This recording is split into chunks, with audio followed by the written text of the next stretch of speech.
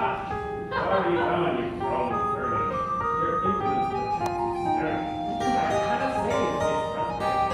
All the fellows at least. Now, those things I hear you kind of scared from You have me here, blessed Lord. Just get shown by song and sin. How dare you such monsters? That makes it was just Why not? Difference! Difference!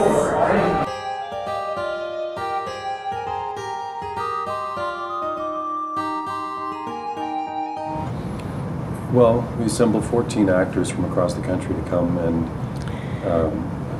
retrench their skills in all areas of the theater and all areas of acting. I think these actors are at a prime time to benefit from this. They're, generally speaking, 5 to 10 years out of their theater training from totally different training institutions, so they all bring in their backgrounds in their own training as well as the backgrounds they've had working in the professional theater. It's a great way for them to interchange ideas and interchange their own skills, and also to be refreshed and reminded of some of the skills that they may have learned when they were training. I always think that theater training is of massive benefit. Obviously, sometimes I think that it happens to actors when they're too young to fully benefit from it. I think a 19-year-old doesn't necessarily have the depth of experience in their life to be able to fully integrate the lessons that are happening to them when they're in theater school, no matter how wonderful their training might be. This training is optimum probably when they're 30 years old. They have a bit of life experience. They have a lot of experiences in the theater. They have a lot of, they've been able to observe and experience a lot of different things in the theater, a lot of different directors, a lot of different rehearsal processes. So the opportunity to come to Banff and be able to take 4 weeks away from the result-oriented process that is unfortunately something that is a necessary evil in our theater, this quick 2 or 3 week rehearsal process that has this deadline looming at the end of it, and really get a chance to explore.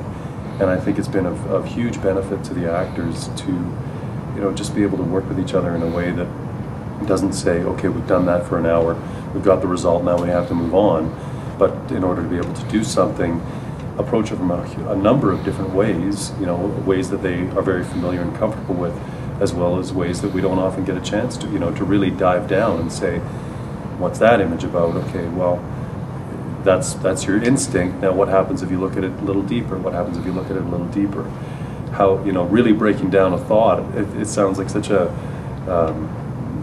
many of the things I think that we come up with in this program as workshop leaders or instructors, I find myself saying, well, I know this sounds obvious, but how many times do we actually pay attention to this?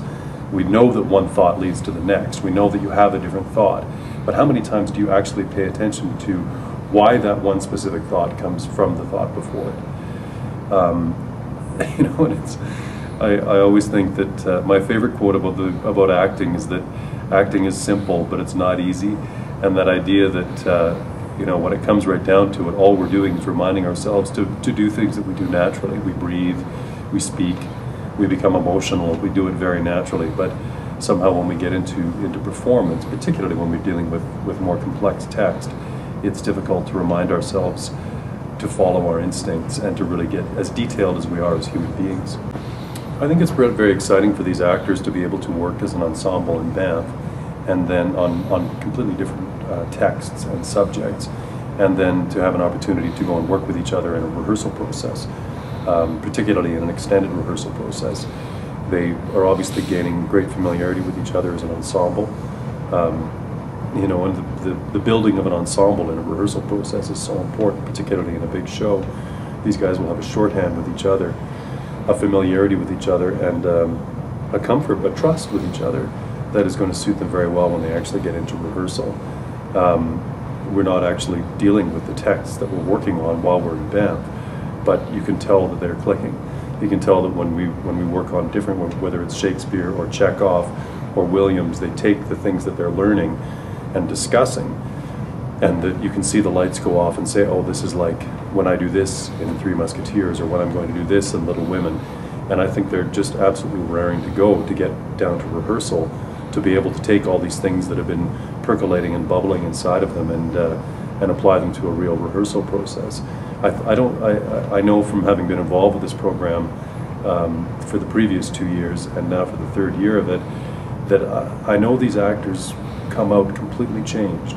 They don't necessarily know it in the moment, they don't necessarily know it at the end of the day, but towards the end of both of these processes in the past 2 years, they never look at rehearsal the same way again. They never look at their fellow actors the same way again.